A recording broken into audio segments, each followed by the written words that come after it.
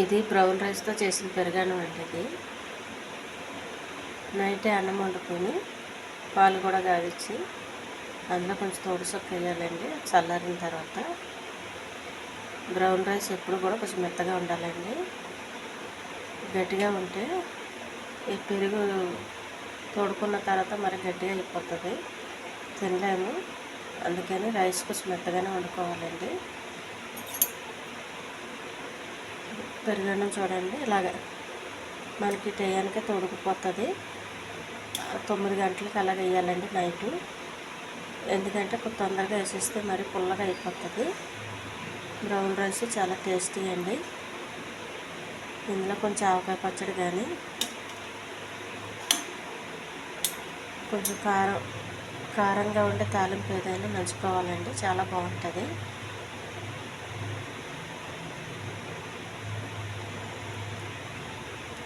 ఇది సమ్మర్ కదండి, సమ్మర్కి ఇది పెరుగన్నం ఇలా చేసుకుంటే ఈ సమ్మర్లో ఇలా బ్రౌన్ రైస్ ఇలా పెరుగు తోడెట్టుకుంటే చాలా బాగుంటుందండి.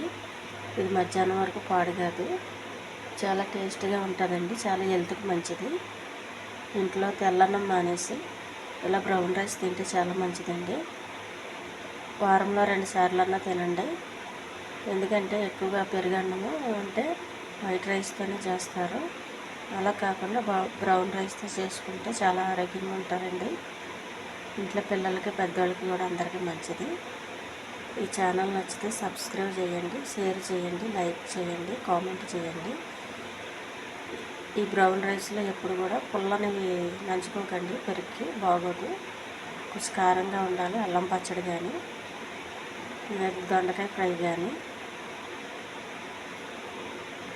ఆవకాయ చట్నీ కానీ ఇలాంటివి బాగుంటాయండి. నిమ్మకాయ పచ్చడి అది బాగోదు.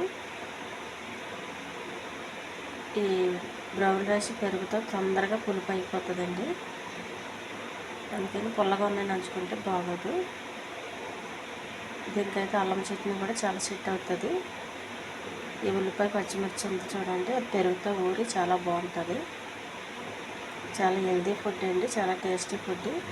వైట్ రైస్ మానేసి పిల్లలకి చిన్నప్పటి నుంచి బ్రౌన్ రైస్ అలవాటు చేయండి. ఈ బ్రౌన్ రైస్ తినడం వల్ల వీళ్ళకి కూడా చిన్నప్పటి నుంచి బాగా హెల్తీగా ఉంటారు. ఎక్కువగా ఆసుపత్రి ఖర్చు ఉండదండి. Tasty food.